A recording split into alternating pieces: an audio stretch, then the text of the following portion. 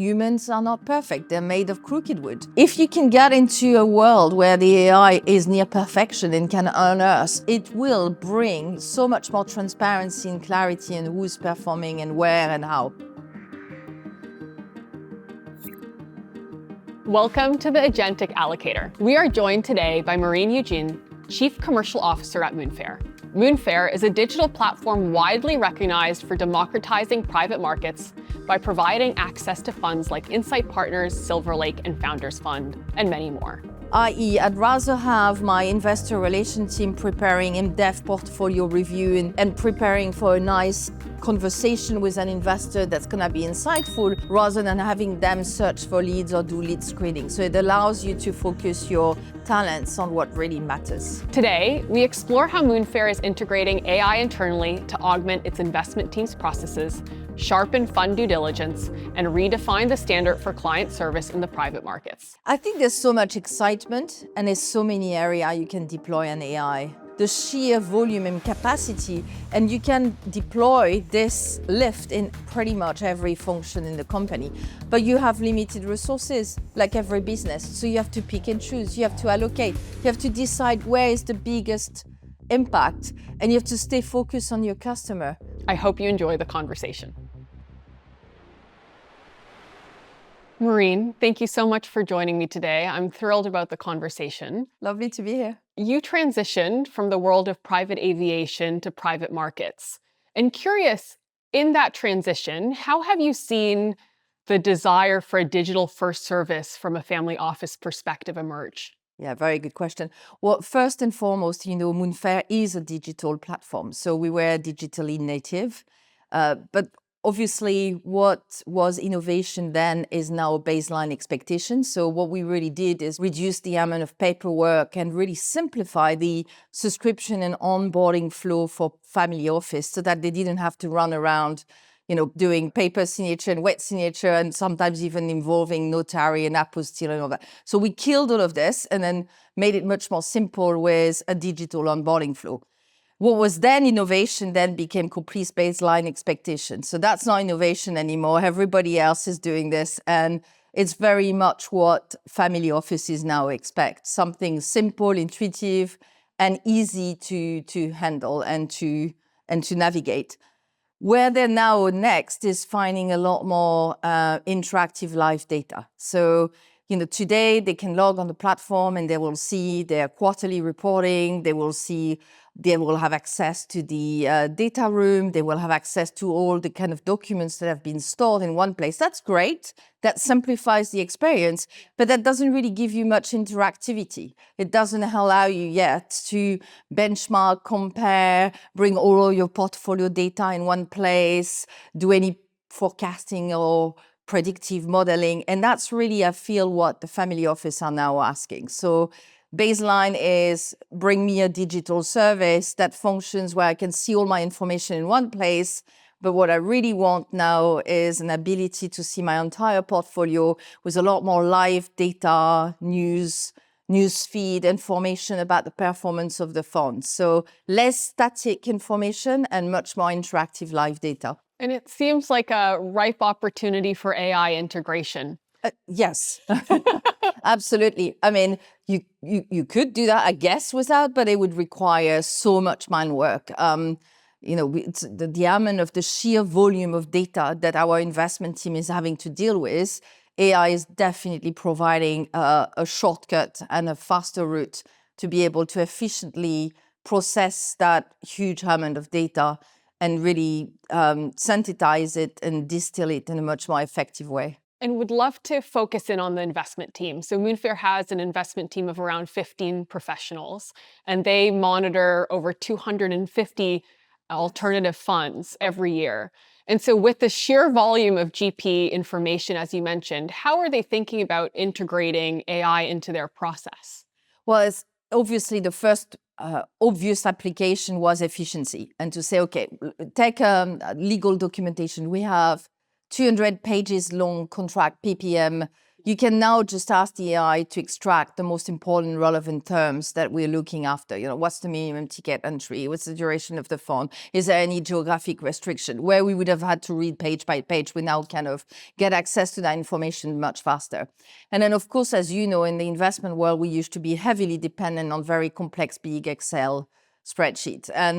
And really that AI application there has allowed us to really shortcut again the work. So if you enter like SIM data in pre-queen of a company, you can actually pull out all the historic accounting, and you can also automate the data and normalize and maybe just automate things like the IC memo. And so there's definitely an efficient play that's already live and being leveraged by our investment team. The question really is, how do you move from an efficient application to a value creation application, which is really the next stage or the next wave of AI implementation? Fascinating. And curious, when did AI become a commercial priority for Moonfare?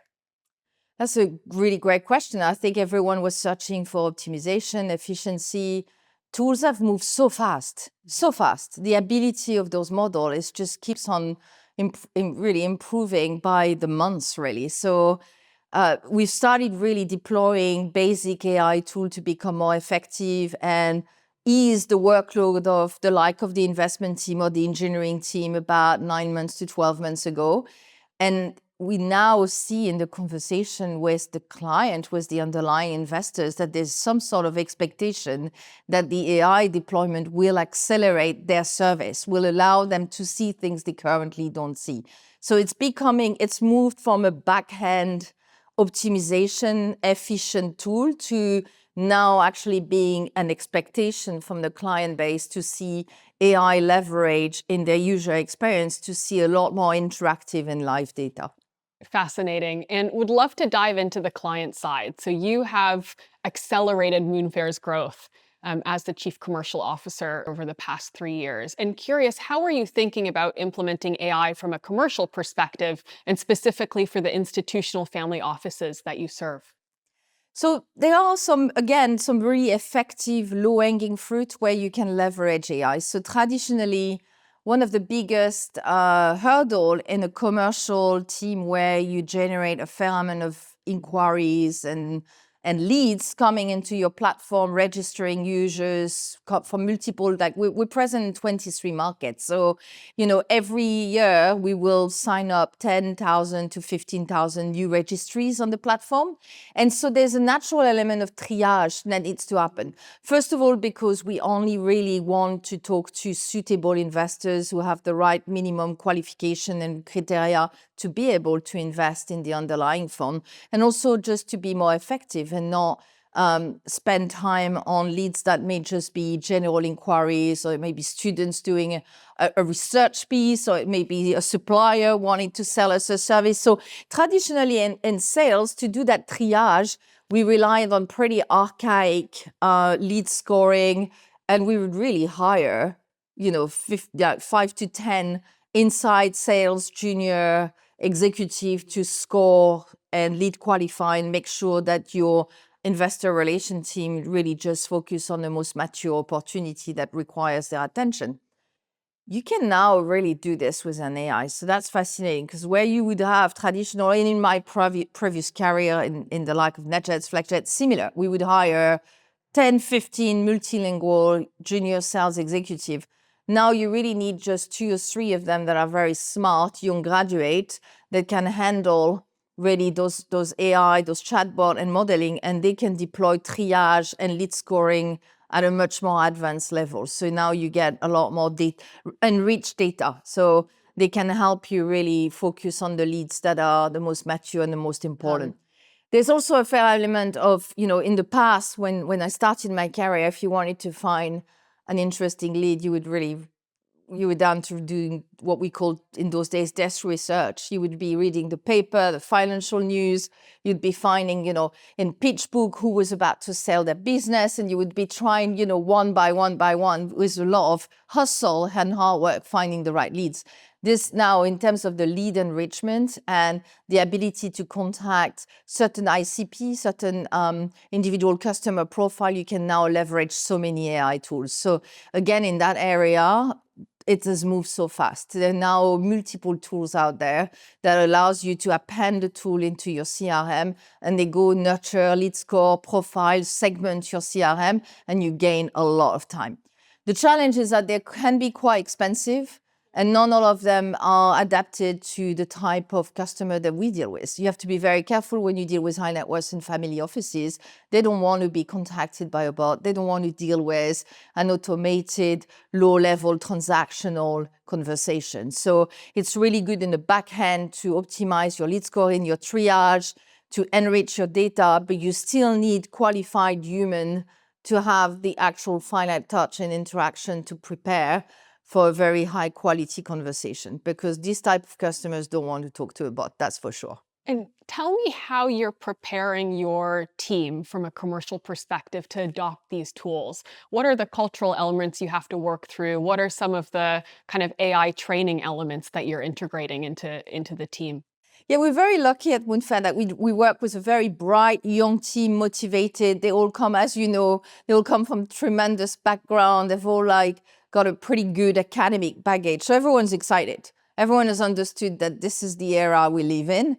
And so there's a lot of initiative. We have champions for every area. We have an AI working group, and every area has chipped in and appointed their own champion to try and figure out what tools we can leverage. But we're very clear that this isn't a substitute for human bodies and for work. It really is just a tool to improve efficiency so that the team can then, which is a very smart team, can then focus on what really adds value. So, i.e., I'd rather have my investor relation team preparing in-depth portfolio review and preparing for a nice conversation with an investor that's going to be insightful, rather than having them search for leads or do lead screening. So it allows you to focus your talents on what really matters. Yeah, absolutely. And you touch on an interesting part in terms of the human-in-the-loop integration that will continue to be important within AI systems as we deploy them across investment organizations, making sure that folks on the team know that there has to be a human in the loop, that they're reviewing the output and then enabling them to focus on the higher value, higher stakes. So essential. The AI is not always right. You cannot rely on what you get. It's a formidable shortcut to go faster, but you need that human interaction. You need the training of the AI. We've also done some really exciting things, like, for example, producing a new brand book with a tone of voice that we think is adapted to the audience that we're targeting, and training our internal AI agent to make sure that we correct communication coming from, one of the things to control is you have so many touch points from the mid office, the operation team, the product on the platform, the investor relation team, the marketing team. And so you need to make sure all those functions are on brand. And it's always a challenge in any business I've been here, where you have multiple stakeholders engaging with your customer. How do you keep everybody on brand? How do you make sure everybody knows how to speak, what language to use, the right terminology? We can train an AI to do that. That's fantastic, to help everyone that has a touch point with the customer use the right terminology, the right approach, and automatically leverage the AI to train the staff when they are engaging in communication. It's a fascinating point to make sure that we're actually focused on domain specificity for these AI systems. That's what we're very focused on, is making sure that our AI system is fully customized, for example, to the underlying domain, to the LP and to the allocator context, to the nuances. And so curious, when you think about moving forward with AI integration internally, curious if you're able to speak to some of the challenges of that journey and how you've overcome them. I think there's so much excitement, and there's so many areas you can deploy an AI, a lift from AI in engineering, in compliance. I mean, if you think about it, just compliance would have required in the past a human person to listen to every single phone call, which was not possible.